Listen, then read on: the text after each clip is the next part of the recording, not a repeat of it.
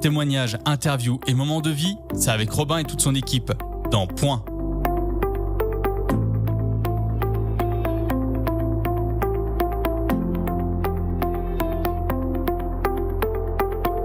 Bonjour à tous, bienvenue sur Happiness, il est 20h, on se retrouve encore une fois pour Point, toujours toutes les semaines comme d'habitude, la même routine que d'habitude avec Gabriel, coucou, avec PO.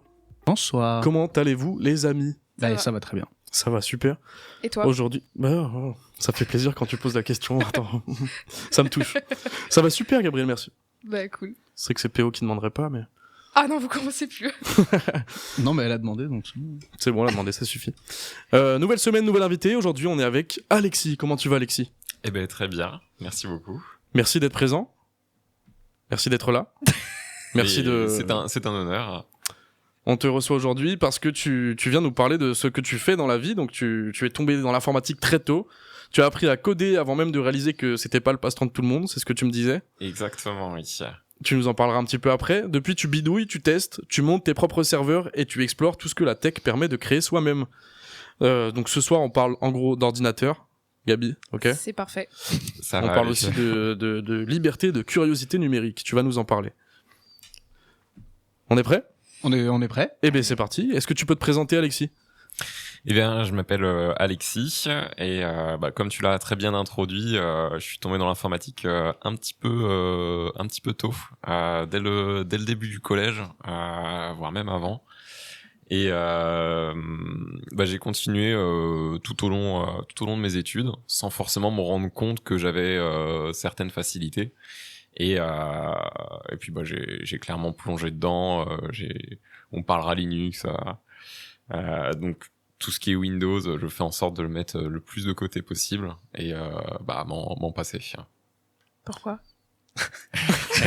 Justement, on a 1 heure pour répondre à cette question, je pense. Comme il l'a évoqué plus tôt, il y a l'aspect liberté et c'est quelque chose qui me tient énormément à cœur, surtout dans l'informatique, parce qu'il y a beaucoup de projets qui sont mis à disposition du grand public, c'est-à-dire en open source. Donc tu peux juste avec un lien sur internet voir les lignes du code du projet, mais tu peux aussi le récupérer, l'installer sur ton ordi et en faire plein de choses. T'as même pour tout, notamment des systèmes d'exploitation. D'accord, ok. Et du coup tu peux mettre tout ton ordinateur sur un autre système. Ok, d'accord. Il y en a des milliers qui existent. D'accord. Comme je comprends tout, c'est parfait. Je te vois trembler, mais ça va aller. On va revenir sur l'aspect technique tout à l'heure, tu nous expliqueras un peu plus en détail. On va parler déjà de ton rapport justement à l'informatique. Tu nous dis que t'es tombé dedans assez jeune. Comment ça vient? Qu'est-ce que c'est ton premier rapport avec un ordinateur? D'où ça vient? De tes parents? D'une passion soudaine? Raconte-nous.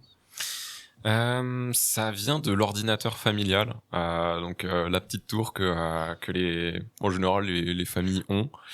Et au début, juste je l'utilisais, j'allais sur des jeux sur internet. Très vite, je suis passé sur d'autres jeux type Age of Empires que mon cousin m'avait prêté à l'époque. Donc le gaming en premier? Le gaming principalement. Okay. Et c'est justement par le gaming que le code est arrivé, sans forcément que je m'en rende compte. C'était via OGame, un jeu qui date... je crois que j'étais même pas né à l'époque. T'inquiète Gabi, je vois que tu grimaces, nous non plus, on l'a pas OGame. Enfin moi je l'ai pas personnellement. Moi je me suis arrêté à Age of Empires, c'est ce qu'il raconte, mais ça je l'avais. C'est déjà pas mal, je trouve.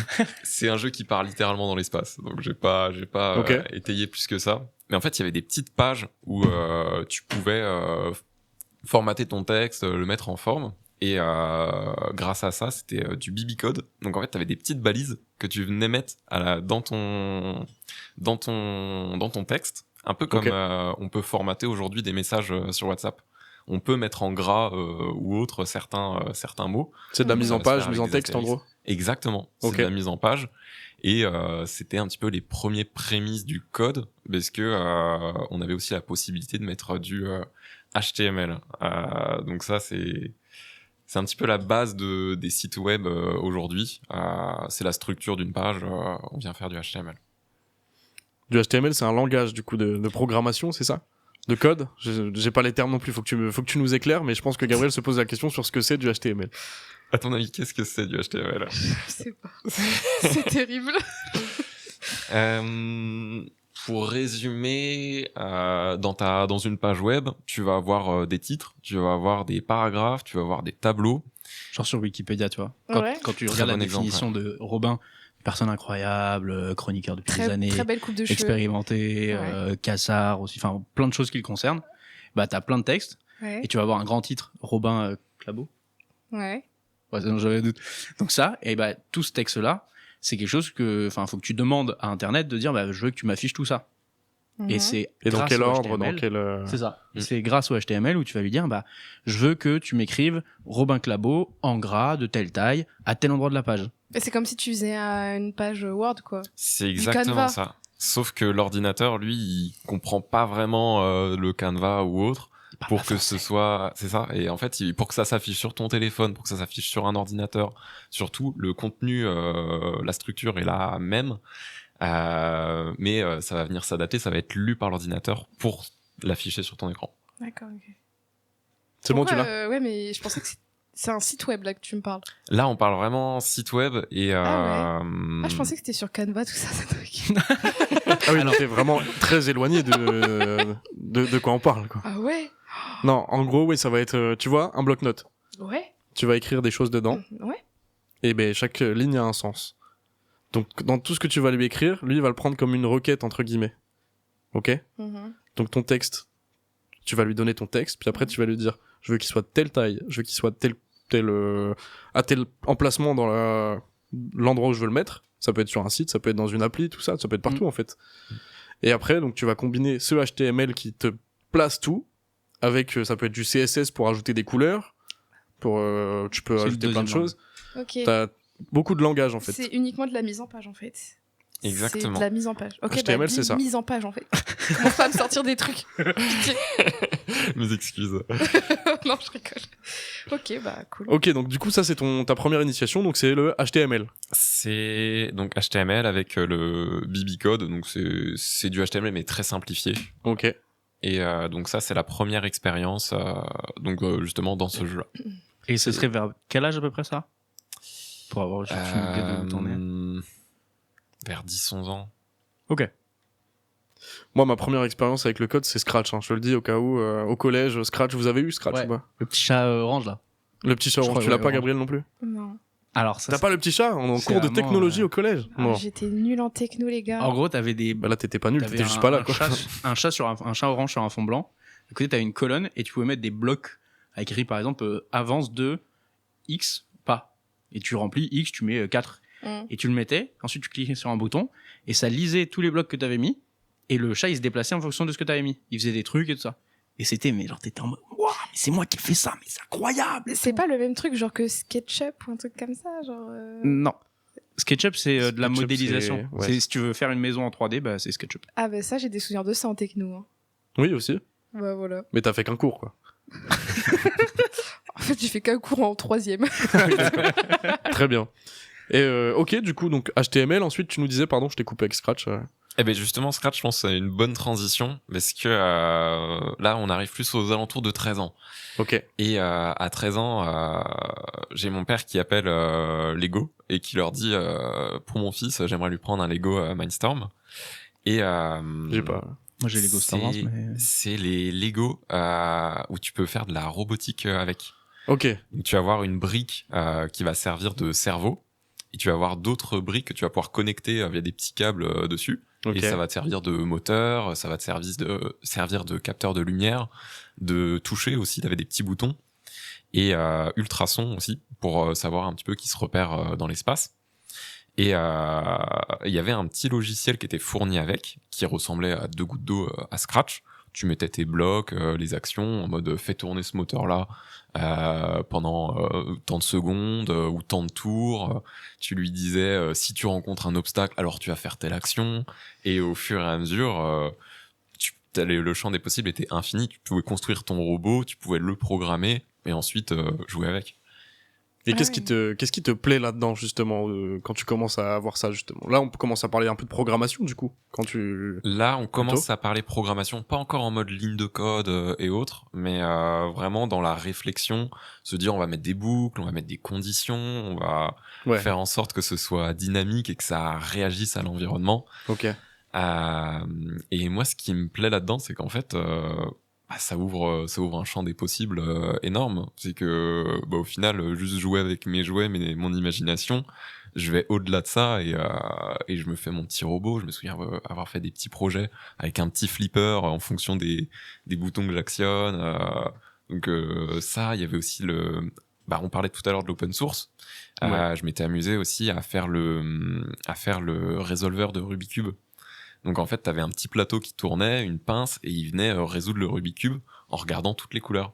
Et ça, c'était fait avec le robot, Avec tes Lego, du coup? avec les Lego. Ok. Excellent. Ça t'étonne maintenant un peu? Ouais, c'est ouf. Mais après, les passe-temps, quand t'as 10 ans, normalement, c'est pas ça. Genre. Ben, alors justement, on en parlait. Très bonne transition. Tu pensais que tout le monde faisait ça, toi, à cette époque-là? Ah mais moi, oui. Et comment tu comprends que non? Parce que là, je pense que tu comprends encore plus que non, du coup. Enfin, Pas non, tout le monde. Vers cet âge-là, à peu près, moi, je mangeais ma pâte à modeler encore, donc. Ça tombe bien parce que pas tout le monde non plus, Théo. J'étais au cas où. Et prochaine émission, pâte à modeler. Allez. Non, je rigole. Dégustation. Quand même pas. Mais oui, du coup, comment tu comprends que c'est pas le passe-temps de tout le monde s'y intéresse pas Eh ben, on avance du coup encore de 2 ans. Là, j'arrive en 3e. Et en discutant avec mes amis, je pense que ça a pas aidé parce que j'avais vraiment un cercle qui était dedans aussi, Ok. qui était un peu gaming, qui commençait aussi à toucher à du code. Et c'est quand j'ai commencé en 3e la mini-entreprise. Donc dans notre classe, on a monté un projet, on a fait des financements et tout avec nos parents principalement, et on a lancé ce petit projet-là. Et comme j'avais des connaissances en informatique, je me suis lancé dans le côté service info. Et c'est à ce moment-là que je me suis aperçu que les autres, ils savaient pas vraiment ce que c'était un site web, que même juste un tableur Excel, ils connaissaient pas forcément les formules qu'il y avait derrière. Après, c'est normal, on était au collège. Mais c'est du coup grâce à ce projet-là que je me suis dit, ok, en fait, j'ai peut-être pris un petit peu d'avance. Ouais, oui, forcément. Donc t'as forcément des facilités à ce moment-là et c'est là aussi qu'on commence à avoir pas mal de travaux liés à ça, je pense.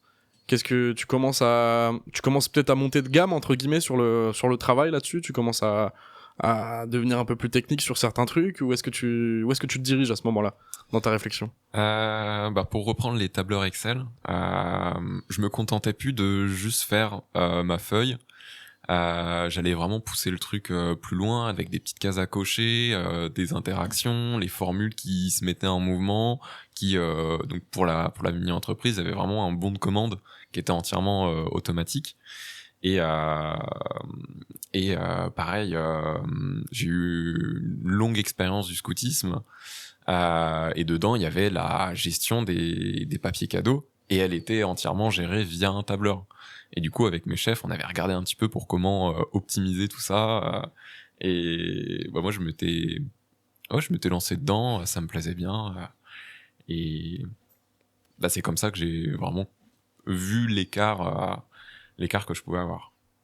Et au niveau familial, parce que ce qu'on revenait sur le fait que il y a les passions les connues, c'est le foot ou faire de la musique ou des trucs comme ça. Et tes parents, ils ont vu ça comment? Est-ce qu'ils t'ont suivi en mode trop stylé, on t'accompagne de ça? Est-ce qu'ils ont compris tout ton engouement autour de ça? Parce qu'il peut y avoir des fois, pas partout, mais il peut y avoir des fois des fractures un peu générationnelles sur tout ce qui est informatique, et encore plus quand on va toucher à du codage et tout ça. Est-ce qu'ils étaient dans la même dynamique que toi, ou est-ce que vraiment ils étaient là en mode il joue sur son PC, c'est bien, peut-être faire autre chose. Voilà. Je pense du regard de mes parents, c'était plus ça, c'est ok, il est en train de s'amuser, il fait ses trucs, du coup on va lui mettre un contrôle parental. Et moi ça a été je pense un petit défi, et du coup je suis allé jusqu'au bout. C'était sur l'ordi 60 à l'époque, juste avant qu'il passe aux tablettes. On avait encore des ordinateurs portables, Et le contrôle parental, j'avais trouvé une petite astuce en faisant monter. En fait, on pouvait se loguer, on pouvait se connecter sur la session. Et il y avait un petit temps avant qu'il détecte que t'avais pas le droit. Et pendant ce temps-là, je bourrinais, j'ouvrais plein de pages Firefox. Et ça faisait bloquer le système. Et du coup, au moment où il fermait la session, j'avais juste à cliquer sur annuler, parce qu'il y avait plein de processus en cours. Et il n'était pas capable de tout gérer. Et donc, j'avais en fait l'ouverture de la session, même en dehors des heures de contrôle. Et en soi, c'est un petit peu des barrières qui m'ont permis encore d'aller plus loin, de poursuivre mon exploration informatique. Des petites techniques, des petites stratégies. Mais j'y pense que- connaissais rien. J'y connaissais rien. Je savais pas ce que c'était un processus. Juste, j'avais remarqué que en lançant plein de trucs, le PC, bon, il chauffait un peu, mais la session ne se fermait pas. Et elle proposait de oui ou non fermer la session qui était automatiquement fermée par le contrôle parental. Donc j'ai juste à cliquer sur non et je continuais. Ah, Et c'est ouf. tout ça, est-ce que donc j'imagine encore jusqu'à 13, peut-être 15 ans, en tout cas jusqu'à la 3e avec la mini-entreprise, t'es totalement en autodidacte. Enfin, c'est toi qui regarde et qui Ouais. développe et de ça. Est-ce qu'à un moment tu t'es dit, ok, là je commence à faire des trucs stylés, des trucs imposants et tout ça sur de la programmation, à aller te renseigner, à rencontrer des gens, même des boîtes, ou aller plus loin que ce que toi tu pouvais apprendre par toi-même? Ou est-ce que t'as toujours gardé ce truc où c'est moi qui me développe, c'est moi qui apprends et je fais mon bout de chemin? Je suis allé beaucoup sur Internet, j'ai fait mes recherches et c'est en même temps au moment de la 3e où j'ai un ami qui avait son père justement qui était à fond sur l'informatique et c'est à ce moment-là que j'ai découvert Linux et que je l'ai installé sur mon ordi 60 et du coup je suis allé voir plein de petits tutoriels sur Internet voir comment est-ce qu'on peut faire des petits scripts, comment aller plus loin, et même tout bêtement, comment installer Linux. Et au final, il m'a permis donc le père de mon ami, il m'a permis de découvrir, mais c'est pas lui qui m'a formé. Je suis vraiment allé chercher par moi-même les différentes infos sur Internet. C'est t'as tout. c'est facile de trouver des infos sur Internet là-dessus, justement, à cette époque. Tu trouves de tout. C'est très facile, ouais. T'as des tutoriels vraiment qui sont guidés étape par étape, où ils expliquent comment ça fonctionne. Et quand l'ordinateur il est pas trop galère, que t'as pas de carte graphique qui viennent rajouter de la complexité, ça fonctionne direct. Ok. Donc, Gabi, tu peux aller sur Internet si tu veux commencer à apprendre, pas de souci. Non, mais ça va, j'ai des bases. Mais c'est quoi Linux? C'est quoi Linux? Ouais. Qu'est-ce que c'est? Est-ce que tu peux nous expliquer simplement? Alors simplement, donc tu connais Windows, Ouais. tu connais macOS. Non. Ah, si, bah oui, je suis bête. Bah oui. Vas-y. C'est quand t'as un Mac, Bah oui, je c'est suis le bête. système Non, mais oui. d'exploitation. Et au moment où tu appuies sur le petit bouton démarrer, Ouais. t'as ce logiciel-là, ce système-là qui se lance et qui va te permettre d'utiliser tes applications, qui va te permettre C'est la même chose que d'accéder à tes Microsoft. documents que Windows. Microsoft, c'est la société. Oh, putain, je... C'est Microsoft Windows. Tout comme Apple, c'est la société De macOS. derrière macOS. Ah, ok. C'est ce qui va te permettre de communiquer avec ton ordinateur, en gros. C'est ce que lui va te C'est ça. renvoyer. C'est comme un logiciel qui gère tous tes logiciels. Genre, tu veux lancer Google Chrome, bah, ça va marcher parce que avant, t'as Google Chrome, tu vois ce que c'est? Ah oui, je vois ça. En gros, ça va marcher parce que au tout début, le fameux logiciel, donc Windows ou macOS, Ouais. c'est démarré. Et lui, il tourne tout le temps, il marche tout le temps, il s'allume tout le temps, tu peux pas l'éteindre. Enfin, je pense qu'à des moments, tu peux en chercher de ça, mais l'idée, c'est de pas l'éteindre. Et Ok. comme ça permet de faire tout marcher en plus. Mais ça s'éteint quand t'éteins l'ordinateur. C'est ça. Voilà. Ok. Cool. Tu captes? C'est genre Je le moteur pense. le moteur logiciel de ton PC, quoi. Ok. Bon, c'est pas des choses auxquelles on pense quand on s'y intéresse pas, mais pourquoi pas. C'est pourtant essentiel, pour le Ah coup. ouais. Et un système d'exploitation, toi, sur ton téléphone, par exemple, t'as iOS Bah oui. ou Android. iOS. C'est des systèmes d'exploitation. C'est ce qui te permet de communiquer avec ton téléphone. Et toutes Sinon, tes tu verrais applications rien. et tout ça, ouais. D'accord. Entre toi et les applications, il y a iOS qui te permet d'utiliser ton téléphone. Ou Android pour les autres téléphones Android, tu vois. Ouais, je pense comprendre. C'est bon, tu l'as? Et ben Linux, c'est un OS. C'est un système d'exploitation. Mais du coup, c'est de quelle marque de PC? Très bonne question. Alors, il va t'expliquer. Et bien justement, il n'y a pas de marque, il n'y a pas de société derrière Linux. C'est un grand monsieur qui est très respecté dans le milieu, qui s'appelle Linus Torvald. Et Linus, il était dans son petit garage, et il s'est dit c'est bien cool, mais mon PC, j'ai pas envie qu'il tourne sur d'autres OS. J'ai envie de créer le mien. Et donc il s'est mis pour projet d'avoir son propre système d'exploitation et de communiquer avec les périphériques de l'ordinateur. Donc les périphériques, ça va être le disque dur, ça va être la RAM, le processeur, mais aussi ton clavier, ta souris, etc. Et du coup, en interconnectant tout ça, en mettant ce logiciel en place, ça lui permet d'avoir au début quelque chose de très primitif, avec juste un petit terminal. C'est la petite boîte noire, le terminal. C'est la petite boîte noire où parfois t'as des lignes qui apparaissent. Non. À la façon Matrix, non? T'as jamais vu ça? Non. Désolée. Sur ton écran, un carré noir avec des Non, trucs, non, du texte. à mon avis, non. Je suis désolée. C'est pas un truc que tu vois facilement. C'est, en gros, tu vois Matrix, toutes les lettres qui bougent? Oui. Bah, c'est à peu près ça. C'est un Ok. terminal. C'est à peu près ça. Vous savez que c'est bon. ouf ce que vous me dites, parce que même moi, aller chercher l'historique dans l'ordinateur, je n'y arrive pas. Alors, ce que vous me dites, c'est lunaire. C'est CTRL H historique. J'avais même pas le contrôle H. Ah mais en informatique, on a tous les raccourcis. Ah oui, mais ça, je me doute. C'est comme copier-coller, je ne sais pas faire avec le clavier. Comment tu fais Attends, avec un raccourci, comment tu fais un E accent aigu, mais sans la touche E accent aigu, avec les raccourcis clavier? Alt 144. Pouah, je l'ai. Quoi? Non mais est-ce Je les que ai c'est tous. vrai? Je les ai tous. Sérieux? Alors sur du coup c'est sur Sur Windows, Windows, bien sûr. je ne les ai pas. Ok. En fait sur Linux c'est beaucoup plus simple. T'as juste à mettre la touche caps pour activer les majuscules et appuyer sur le E accent aigu. On n'a pas besoin des codes. Ça se Non tient. mais en soi, sur tous les claviers, il y a le accent aigu. Mais justement, Il y est, ouais. tu peux l'avoir du coup avec un code au lieu d'appuyer juste sur la touche. Sur Windows, tu Ok. peux utiliser un code, ouais. T'as beaucoup Mais de tu codes as ça aussi, pour tous les caractères. Oui, c'est ça. Mais du coup, c'était En soi, tu peux tout écrire avec le pavé numérique tu l'as sur pas. Windows. Ah ouais? Robin, il l'avait. Bien joué. Ah, je les ai tous, j'ai même le CCD majuscule et tout ce que tu veux. Ok, tu peux me faire le A accent aigu majuscule? Alt 183. C'est vrai. Mais quoi? Mais sais c'est quoi cette discussion de cinglés? Ouais, en fait, ça, écoute, je l'ai appris par cœur parce que quand tu fais quand t'écris, en fait, simplement du traitement de texte, j'en ai besoin. Tous les jours, j'en ai besoin. Quand j'écris quelque chose, s'il me faut un E majuscule avec un accent, au lieu d'aller sur Internet, taper E majuscule avec un accent, et copier-coller, j'ai ma touche et ça va plus vite, tu vois. Donc, au bout d'un moment, je l'ai appris par cœur au fur et à mesure de l'utiliser tout le temps. Pour Ah moi, oui. les lettres majuscules, il n'y a pas d'accent. Eh ben, si. Voilà. Enfin, C'est dans l'Académie française, il y a un accent sur les majuscules. Ouais, c'est peut-être pour ça aussi que je ne fais pas partie de l'Académie française. Ouais, mais- ça en dit long sur toi, mais ok. Ça en dit long sur la société.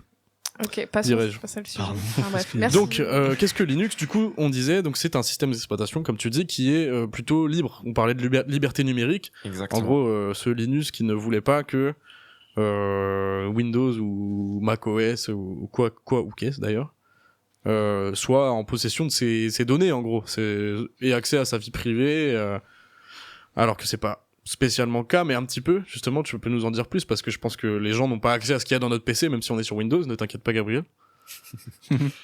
À quelques détails près, si je me trompe Donc, pas. je pense à l'époque c'était pas une de ses motivations premières, justement cette émancipation des données.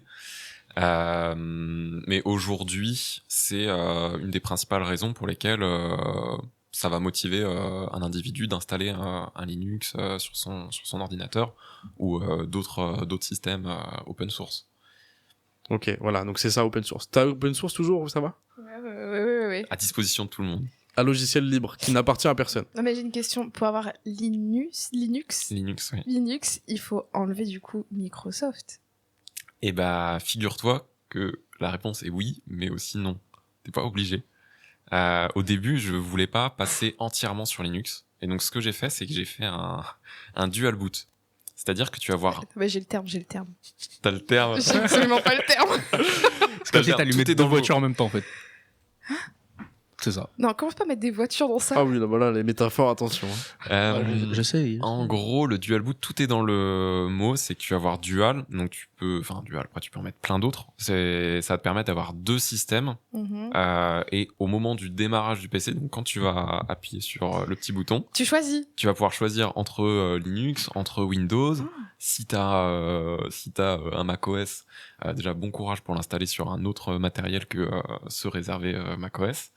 Mais c'est possible d'avoir plusieurs systèmes. Tu peux même avoir plusieurs Linux si tu veux. Et au démarrage de ta machine, tu peux dire ah bah tiens aujourd'hui je vais partir sur un Windows. D'accord. J'ai compris.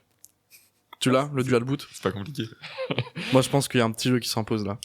Est-ce que tu peux nous dire des termes un peu informatiques? Gabriel doit deviner ce que ça Oh veut dire. non, mon Dieu, Ça, c'est mon l'enfer. rêve ultime. Ah, ça va être incroyable. Monte en niveau. Non. Fais un truc. Ouais, voilà, en tu mode commences simple. PDF. Et Gabriel va te dire, je pense que c'est ça. Tu essaies de te fier un peu à ce qu'il y a dans le mot. Ah, en vrai, on peut même jouer nous aussi, On Romain. peut jouer aussi, on peut jouer. Est-ce que t'en as un là qui te passe par la tête? Je déteste ce jeu d'avance.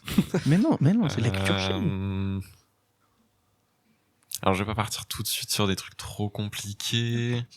Dans tous les cas, Dans tous les cas, pour elle, c'est trop tard déjà. Ah tiens, on va rester dans les logiciels open source. On va commencer très simple. LibreOffice. ah, mais oui, ça, on écrit dessus, non?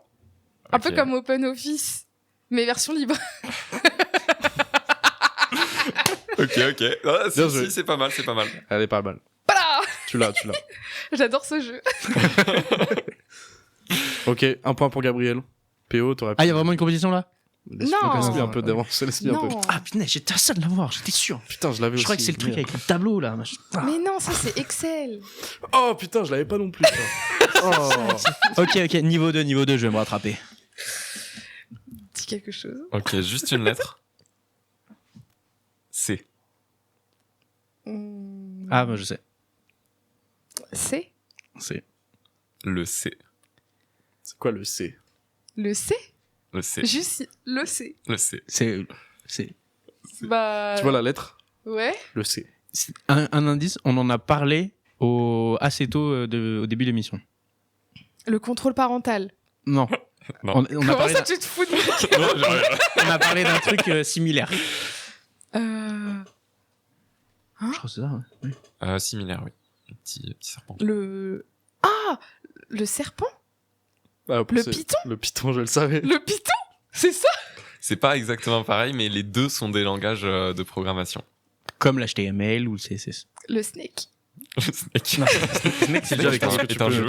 tu peux nous dire la réponse, je pense, parce que... Ouais, je l'ai pas. Eh ben, le pas C, c'est un langage de programmation et c'est notamment ce langage-là qui a servi pour créer Linux. Mais à quel moment tu t'es dit que j'allais sortir ça? À quel moment? Ah ouais, c'est j'ai le but. monté en complexité. Quoi, mais c'est quoi la fin? Donc le C qui est un langage de programmation, c'est ça, programmation. Alors qu'HTML n'est pas un langage de programmation. Tu m'as regardé Alors- bizarre quand je dis programmation. Non, si c'est langage de programmation, si c'est ça. En fait, je te regardais bizarre pour le HTML, c'est que c'est pas vraiment considéré dans le milieu des développeurs comme vraiment un langage, Ok. vu que c'est surtout de la structure et que tu vas pas mettre d'interaction ou autre. Ouais, c'est ce qui laisse la place au langage, en gros. C'est ce qui va permettre de mettre en place les éléments que ensuite tu vas pouvoir styliser. Donc avec tout à l'heure PO parlait du CSS. Donc ça c'est pour le style. Ok. Et on n'a pas encore parlé du JS. Du JavaScript. Exact. Ça, je l'ai. Pas. Bah, t'as pas déjà, tu nous as Mais pas laissé. c'était pas une question, donc t'as pas de point. Dommage, trop Merde. nul. Voilà. Merde, Trop nul, merde. trop nul. Trop dommage. Du JS. Explique-nous. À quoi ça sert? Donc on a, pour revenir, on va se faire une image. On en a plein là pour l'instant. On va se faire une image mentale. Gabriel, le HTML qui nous a servi à écrire nos trucs, Oui, à ça, les la placer. mise en page. Ok, le CSS qu'on a mis dessus pour le styliser avec des couleurs, le rendre un peu joli, mettre des Ouais, trucs un peu ça, jolis, oui. nanana, bref. On rajoute du JS, JavaScript. Pourquoi faire? Pour changer, pour mettre les lettres en italique. Non, Ça, c'est dans ça le tu le CSS. mets dans le CSS. Ça fait partie du même style. dans le HTML. T'as des balises dédiées pour le Ouais. HTML, oui. Bah, j'ai pas. Bah, c'est justement, il va nous répondre. S'il te plaît, J'espère, parce que sinon, on va être dans une impasse. sinon on s'arrête là. Merci. Bonne d'avoir émission, suivi. merci beaucoup. Explique-nous. Et bah du coup avec ton script fait en JS, tu vas pouvoir dire tel élément quand je vais cliquer sur ce bouton-là. T'avais vu la bouche aussi. Quand tu vas cliquer sur ce bouton-là, il va se passer telle chose. Ça peut être un changement de couleur, ça peut être déplacer le bouton, ça peut être changer le texte qu'il y a dedans. Aujourd'hui sur un site web, on est capable de faire énormément de choses. Il y a même aujourd'hui des jeux qui se font en 3D directement dans le navigateur. On est arrivé à des niveaux assez complexes. Et le JS, c'est celui qui va te permettre, une fois que tu as ta page qui est mise en forme, qui est structurée, de rajouter de l'interaction, de rajouter quelque Comme le chose petit dino d'intéressant. où tu appuies sur la barre espace. Exactement. En gros, le JS, c'est la barre espace et tac, il saute.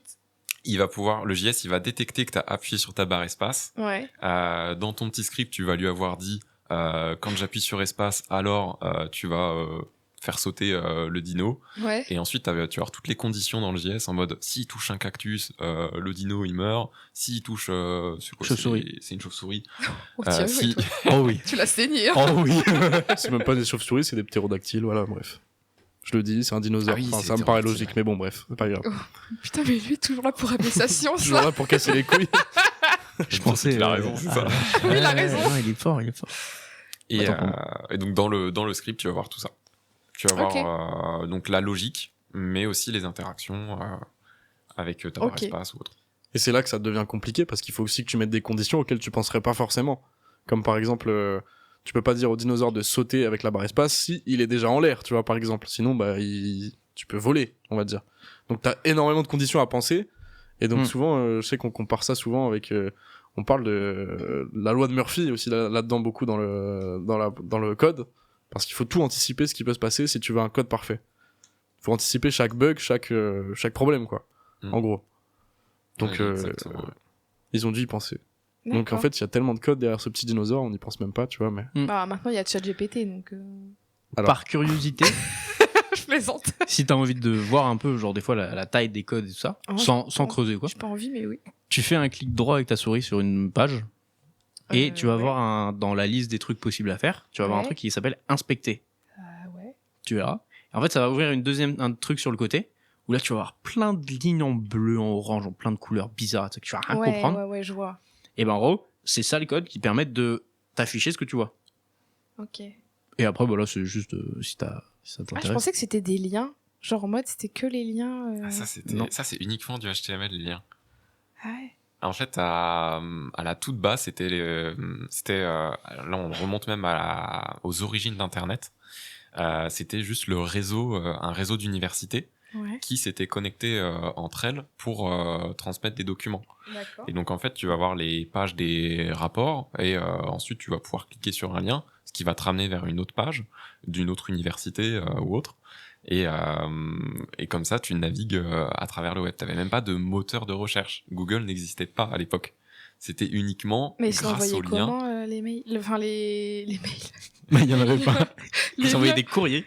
Comment ils faisaient les liens Les liens, Enfin, faut les créer à un moment donné. bien sûr. Bah, dans le HTML, t'as la. Mais si t'as Google, la ça n'existe balise. pas. Attention parce que tu C'est risques différent. d'ouvrir une porte dans un truc très très compliqué à C'est complètement comprendre. différent. Le lien, il est pas physique, c'est juste sur ta page web. Il va te dire si tu cliques, tiens, on parlait de petits boutons tout à l'heure. Ouais. Si tu cliques sur le petit bouton, alors tu vas aller sur telle page web.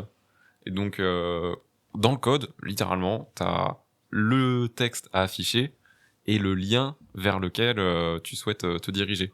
Et du coup, quand tu vas cliquer sur le petit texte bleu, tu vas aller vers le lien ciblé juste à côté. D'accord.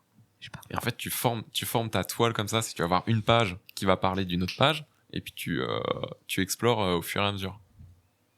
Ok, d'accord. Bah, j'ai une question. Oui. Quand t'as un code, quand tu fais ton clic droit, t'as ton code. Oui. C'est-à-dire que si je change un truc dans le code, Oui. la page, elle m'appartient Elle va pas partir, mais non, elle elle va se m'appartient. modifier. Elle m'appartient à moi ou... Mais en fait, ce qui se passe, je vais rentrer un petit peu dans le fonctionnement, c'est qu'on a le serveur sur lequel tu as... le serveur, c'est un PC, c'est un ordinateur. Ouais, la tour, quoi. C'est ça, la tour. La Ouais. tour, quoi. Et sur la tour, t'as tout le site web. Ouais. Et en fait, quand tu vas appeler une page, lui, il va te donner le résultat de la page. Donc le code Ouais, HTML, ok. CSS, JS, tout ce que t'as, Tous les trucs... tout ce qu'il compose. Ouais. Et donc ça va s'afficher. Ouais. Et ensuite, toi, quand tu le modifies, tu vas pas modifier sur le serveur, tu vas modifier sur ton ordinateur à toi. Donc en fait, tu vas modifier le truc, mais tu seras la seule. Voilà, tu seras la seule à le voir. Ah ouais. Oh. Moins fun. Désolé. Ouais, mais sinon, ça part en couille. Je pense que ça peut vite partir en Bah, couille. c'est peut-être ça qui est marrant. Toi, ça te ferait rire que tous les sites, il y a vraiment n'importe qui puisse tout modifier, genre. Ouais. Mais très bien. Après, les sites, ça s'arrête très vite. Je suis pas... Je vais pas chercher des trucs de ouf sur Internet. Ouais. Donc, en vrai, je sais pas. Et là, depuis tout à l'heure, on parle beaucoup de logiciels, mais pour ceux qui, je pense plutôt à ceux qui jouent en grande partie, il arrive un moment où, quand tu as envie de te développer là-dedans, tu vas commencer à fabriquer ton PC, tes composants et tout ça. Est-ce que, déjà, ce que tu disais, est-ce qu'on peut coder sur, entre guillemets, un grille-pain, genre un ordinateur qui marche très très mal, très très usé, très très fatigué de ça, ou est-ce que, au bout d'un moment, on se retrouve... Ouais, C'est explique, une parce que, expression, vraiment, pardon. là, je dis, attends, un grippin, on va montrer, on va coder dessus. J'étais en train de me dire, mais de quoi il parle? J'ai pas de câble USB sur mon grippin. Je me suis dit, oh, on peut faire tout ça! Ou est-ce qu'à un moment, t'es du coup limité en équipement, on va dire physique, pour pouvoir continuer à développer, à construire, à fabriquer et à créer tout ce qui va être logiciel? Donc tout à l'heure, on parlait IA, et je pense que c'est un très bon exemple pour cette situation-là, c'est que aujourd'hui, si t'as un ordinateur qui tient pas la route, tu vas même pas pouvoir faire tourner d'IA dessus. Donc quand tu développes, en fait, ça va dépendre de ce que tu vas développer. Si tu pars sur un projet, c'est une usine à gaz type IA, là ça va être compliqué. Par contre, si tu développes le petit jeu comme on a sur Chrome avec le petit dinosaure, bah là tu peux avoir un tout petit ordi, limite tu le fais sur ton téléphone, ça va fonctionner. Ou sur un grille-pain, du coup. Arrête de dire grille-pain. Mais ça, là, tout ce que tu dis, on peut le faire sur le téléphone ou pas? Ou c'est que sur ordi? Alors c'est plus pratique sur ordi, mais non, t'as des applications qui vont te permettre de coder sur ton téléphone. Ah, ok. Ah. Tu veux t'y mettre? Non, Je comprends. mais c'est intéressant, quand même. C'est cool. On a parlé de serveurs tout à l'heure. Tu Mm. nous as parlé de serveurs. On va revenir là-dessus parce que je crois que c'est quelque chose qui t'anime aussi, les serveurs, tout ce qui est hardware, etc.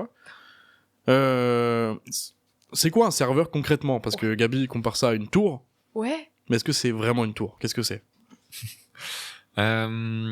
C'est je vais prendre l'exemple de la tour. C'est pour moi le tout premier serveur que j'ai mis en place. Donc j'ai récupéré justement un vieil ordinateur familial, un petit peu le même que sur lequel je jouais à Age of Empires à l'époque. Et dessus j'ai installé Linux, mais sans interface graphique. Tu vois, Windows où t'as ton petit menu démarrer, t'as tes petites icônes partout. Ouais. Bah là t'as rien de tout ça. C'est un écran noir. Exactement. Tu fais comment, du coup? C'est un écran noir avec le petit curseur en haut Ouais. où tu peux taper des lignes de commande et venir utiliser ton système. C'est le terminal dont on parlait tout à l'heure. C'est comme dans Matrix. T'as juste l'écran noir, tu peux écrire dedans. C'est tout. T'as que des Mais écritures ça veut dire blanches. qu'il faut connaître les codes, faut connaître tout ça. Ça veut dire que oui, il faut avoir certaines bases. Et sans ces bases-là, c'est compliqué de s'en sortir. Ah ouais. Donc, Un truc comme ça. Ouais, je vois très bien ce que c'est, mais du coup, faut quand même connaître tous les codes. il Un peu faut comme dans connaître, GTA, hein. faut les noter. Mais en fait, Baba, c'est- gauche, haut. c'est très simplifié. C'est que l'explorateur de fichiers, franchement, c'est la base, c'est naviguer dans ton système. Donc toi, quand tu ouvres un explorateur de fichiers, tu vas voir apparaître tes dossiers. Ouais, Tu sais, c'est le truc Ouais, jaune avec oui. un peu de bleu ou quand t'ouvres, après t'as tous tes dossiers. ouais, je vois très bien. Et ce ben là, que tu vas avoir une commande pour afficher tes dossiers. Et la commande, c'est tout simple, c'est ls pour liste. Et hop, tu listes tes dossiers. Donc ensuite, tu vas savoir qu'est-ce que tu vas faire. Quand tu double-cliques, tu vas Mhm. rentrer dans un autre dossier. Et ben là, ça va être une commande. Tu vas faire CD pour change directory et hop, tu changes de répertoire.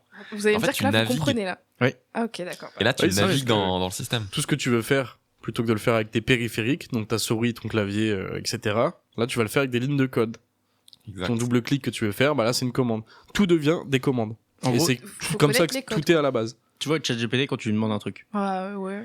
imaginons il le fait pas comme tu voulais. Tu vas lui dire, fais ça, refais ça, fais ça, fais ça, jusqu'à arriver à ce que tu veux. Ouais. Bah là, c'est un peu pareil. À chaque fois, tu vas écrire ce que tu veux. Et au fur et à mesure, tu vas avancer jusqu'à arriver à le résultat final. Donc, soit trouver un dossier, démarrer un logiciel ou des Mm. trucs comme ça. Et pourquoi tu fais un serveur, justement, avec cette tour? Alors à l'époque, donc là on a quand même passé quelques étapes. J'ai terminé mon lycée, là j'arrive en études supérieures, même un petit peu avant. C'était au moment du confinement. Et pendant le confinement, j'avais énormément de temps et je l'ai dédié à justement à explorer cette partie-là, à prendre mon propre nom de domaine et à mettre une page, comme on l'a dit tout à l'heure, HTML, CSS, et faire mon site web et le rendre accessible sur le web. Et pour ça, j'avais besoin d'une machine. Donc pendant le confinement, j'avais mon petit Raspberry Pi. C'est un ordinateur qui est tout petit, qui fait la taille de ton téléphone, mais qui a pas d'écran. Et juste t'installes ton système, t'as quand même un petit port HDMI si tu veux voir ce qui se passe. Et HDMI, tu me dis que tu savais ce que c'est. Ouais, non, mais du coup, t'as juste un clavier, quoi. C'est Même- ça, t'as T'as ton le petit clavier, ta clavier. souris, ton petit PC, ton écran, et puis tu pars là-dessus pour mettre en place tout ce dont t'as besoin. D'accord. Sur le Raspberry Pi, t'as aucun périphérique. De base, T'as non. même pas de clavier ou de souris ou quoi que ce soit. Non, de base, Non. il est vendu sans rien. T'as Ouais, juste c'est la ça. petite carte avec 4 ports USB, avec un câble Ethernet, enfin, un port Ethernet pour la connexion Wi-Fi, Mhm. mais en câble. Mhm. T'as Enfin, t'as plein de petits trucs. T'as aussi du Bluetooth et du Wi-Fi sur le Raspberry. Donc t'as vraiment la base. Et le disque dur, c'est une petite carte SD. Et du coup, juste tu t'installes ton système sur la carte SD et tu pars là-dessus. Et du coup, c'est avec celui-là que j'ai lancé mon premier site web. Ensuite, je suis arrivé en études. Et comme je disais, j'ai récupéré une vieille tour familiale, donc avec un petit peu plus de puissance que le Raspberry. Et là, c'était pour faire du serveur Minecraft. Donc on a toujours une petite touche gaming au fur et à mesure. Et pareil, je le mettais sur le web. Et puis avec les copains du DUT, parce que j'ai fait un DUT informatique pour commencer, on se rejoignait, on faisait nos games là-dessus. Trop bien. Du Mhm. coup, c'était pour le kiff que tu faisais ça, en fait. C'était toujours dans Toujours été dans cet pour le objectif d'expansion, de comprendre comment tout fonctionne, kiff. C'est ça. d'aller plus loin. Est-ce qu'à un moment, il y a quand même cette idée de liberté, justement, comme on évoquait tout à l'heure, de s'éloigner un peu des OS qui te vient en tête à toi, justement, ou pas du tout? C'est juste vraiment que tu veux comprendre le cœur des choses. Au fur et à mesure du cursus, déjà on est dans un environnement où tous les PC de l'université sont sous Linux. Donc ça, c'était assez stylé. On a eu des profs qui étaient très sensibles au monde de l'open source, qui même pour les mails, j'ai souvenir d'un prof qui utilisait le terminal, la petite boîte noire, pour aller consulter ses mails. Moi, j'en suis jamais arrivé à ce point-là. Mais du coup, on avait vraiment cette fibre-là au sein des études. Et c'est comme ça que je me suis dit, en fait, on peut vivre dans un monde numérique entièrement libre, où on ne dépend pas des GAFAM, de Google, d'Amazon, de Microsoft, où on peut s'en émanciper. Et donc c'est à partir de ce moment-là que je m'inspire un petit peu de ce qui est mis en place par les administrateurs système de l'université pour les mettre sur le petit serveur que j'ai sur lequel il y avait les serveurs Minecraft. Ok. Gabriel, pour t'expliquer, les GAFAM, tu vois ce que c'est? Bah, pas vraiment. Les GAFAM, c'est Google, Amazon, Facebook, Apple Et Microsoft. et Microsoft. Et Microsoft. C'est les 5 grosses boîtes qui contrôlent beaucoup trop de choses par rapport à nous tous. Tu vois du coup ce que c'est? Ouais, bah oui. Est-ce que, Alexis, toi, tu penses que les gens réalisent ce qu'ils confient justement à Google ou Microsoft en général? Je pense qu'ils réalisent, mais ils se disent que bah, ils ont rien à cacher. Ok. Mais ce qu'ils savent pas forcément, c'est que bah, derrière tout ça, il y a surtout de l'argent. Et que leurs données, elles servent à un petit peu prédire des habitudes de consommation et orienter sans forcément que tu le saches tes décisions d'achat, que ce soit physique avec toutes les publicités que tu peux voir, mais aussi au niveau utilisation. Aujourd'hui, qui n'a pas entendu parler des réseaux sociaux et de toute la dopamine qui nous fournissent via les Reels Insta, via TikTok, où en fait t'as des formats très courts qui t'absorbent. Et donc ça, c'est les données, nos données personnelles, aujourd'hui, elles servent à ça. Elles servent à faire de l'argent en vendant des publicités. C'est le modèle qui fonctionne le plus aujourd'hui. Il y a aussi énormément de partenariats qui se font entre les boîtes parce qu'elles vont se revendre ces données-là. Et en fait, aujourd'hui, ce que je reproche énormément à Microsoft, c'est que tu ne peux plus installer un ordinateur sans avoir à renseigner ton mail. Ils ont tout de suite ces données-là. Ouais, c'est ça. Et c'est un truc qui coûte cher, justement, toutes ces données, ce que tu dis. Parce que tu comprends pourquoi ou pas? Ouais.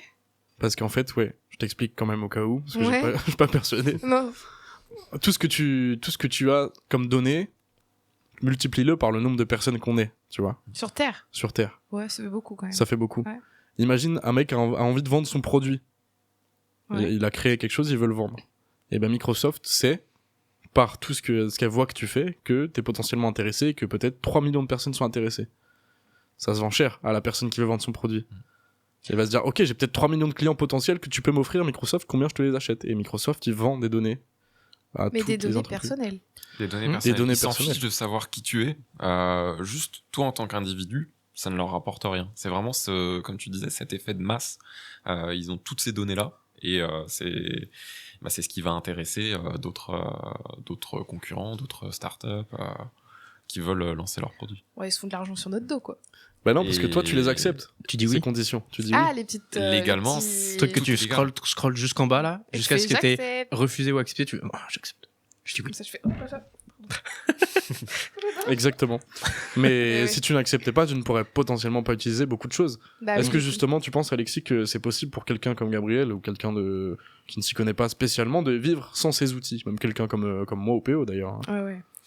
Alors comme ça, de vivre sans les outils, type Sans les outils des Microsoft, GAFAM, les tout ça. GAFAM. Est-ce qu'il y a des alternatives qu'on pourrait utiliser dans notre vie de tous les jours sans être aussi calé que toi? Alors, il y a certains services où il faut quand même quelqu'un qui les mette en place. Ok. Mais généralement, les personnes qui les ont développés, elles ont déjà fourni le code. Donc moi, ce code-là, je le récupère et je l'héberge chez moi, sur mon serveur. C'est-à-dire, le logiciel, je le télécharge, je l'installe et je le fais tourner sur mon serveur. Mais eux, ils le font à ta place. Donc toi, ça va te permettre de te rapprocher de ces solutions-là. Je vais en citer une première pour laisser tomber tout ce qui est Google Drive, OneDrive pour Microsoft, etc. Ouais. Où ça va être gestion de dossiers, de fichiers. Donc c'est Nextcloud. En fait, sur Nextcloud, tu vas avoir toutes les fonctionnalités d'un drive drive, classique. Ouais. Sauf que il sera plus libre, il s'en fiche de tes données. Même tu peux l'installer toi si t'as un serveur, tu l'installes chez toi. Et ça te permet de ne pas dépendre d'un Google Drive, d'un Microsoft OneDrive ou autre. Sauf que tous ces trucs-là, il faut les chercher pour les trouver. Ils ont pas la même rayonnance qu'un ils ont- Google, forcément. Non, ils ont Google pas qui la a même mis des notoriété. millions, des milliards en marketing. T'entends parler de Google, tu vas chez Google. Mais il y a tellement de petits que t'aurais pu trouver, que tu pourrais trouver si tu cherches, qui protègent tes données, au final, que tu peux t'en sortir aujourd'hui sans forcément les grosses solutions qui revendent nos données.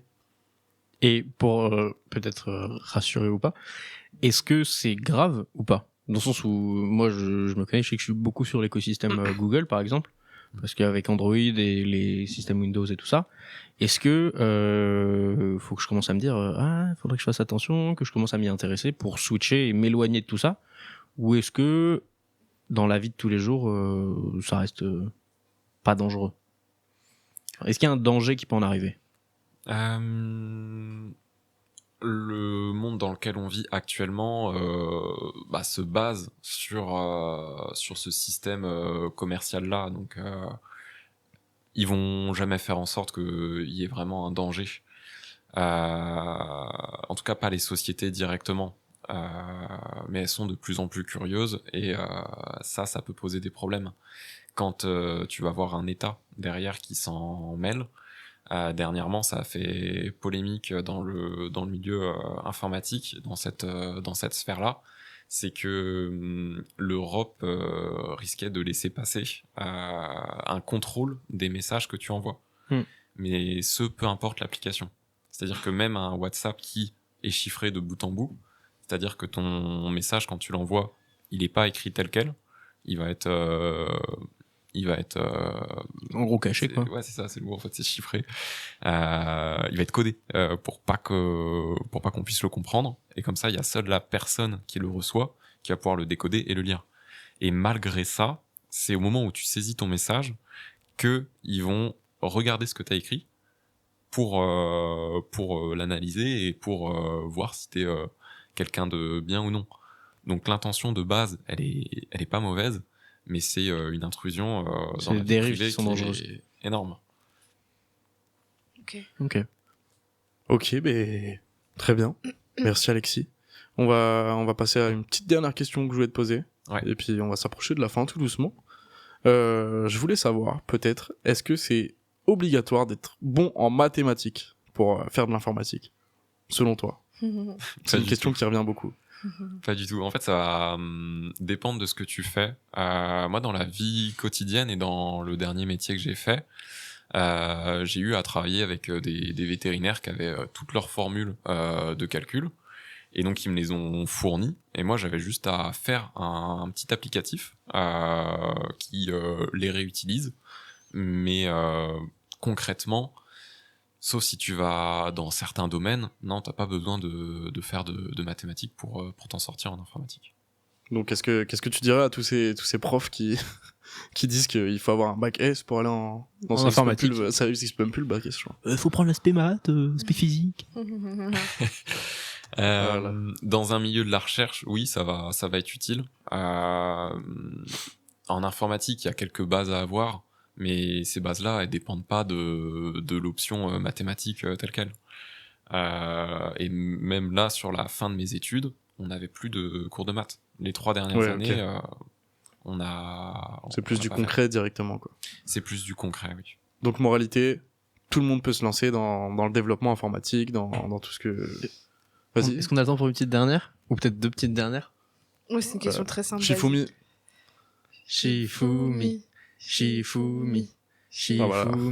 On n'a plus le temps, les gars. Le Shifumi était trop long. Le Shifumi était trop long, on n'a plus le temps. Merci à tous. Ma question, c'est pour quelqu'un qui n'y connaît rien du tout, qui se dit, après avoir écouté ce podcast incroyable, j'ai trop envie de découvrir, j'ai trop envie de me lancer, d'aller tester tout ça. Où est-ce qu'il commence? Si je veux apprendre, pareil, à faire mon serveur et tout ça, c'est quoi la première étape pour apprendre? Est-ce que c'est le HTML? Enfin, par où je dois commencer pour commencer à découvrir tout ça et apprendre et pratiquer? Aujourd'hui, ça a pas mal évolué je vais parler comme un vieux, ça y est, de l'époque où j'ai commencé, parce qu'il y a l'IA justement qui est arrivée, où aujourd'hui elle code bien plus vite qu'un développeur et parfois même beaucoup mieux. Ouais, t'as beaucoup plus d'outils aujourd'hui pour aller directement au concret, à ce que tu veux, quoi. Ça va très vite. Donc pour quelqu'un qui commence, ça dépend ce qui l'intéresse. Mais ça peut être une bonne base de justement commencer avec l'IA, voir comment se guider, mais pour se former. Pas l'utiliser pour qu'elle réalise ton besoin, mais plutôt que tu réalises ton besoin avec une assistance. Et c'est ce qu'on appelle aujourd'hui le vibe coding. C'est que tu vas coder avec l'assistant de l'IA. Et aujourd'hui, quasiment tous les développeurs s'orientent vers ça, on est plus des lecteurs de code que des rédacteurs. Ok, d'accord. On va vérifier corrige, que ce qu'elle nous a pondu, ça nous convient. Et ça promet un futur bien différent de tout ce qu'il y avait ces dernières années, quoi. Ah ouais, bah par exemple, une application, là où elle mettait 1 mois à être développée à l'époque, aujourd'hui, en 2-3 jours, tu vas l'avoir. Excellent. Donc du coup, je disais, moralité, tout le monde peut se lancer aujourd'hui dans le code, on peut tous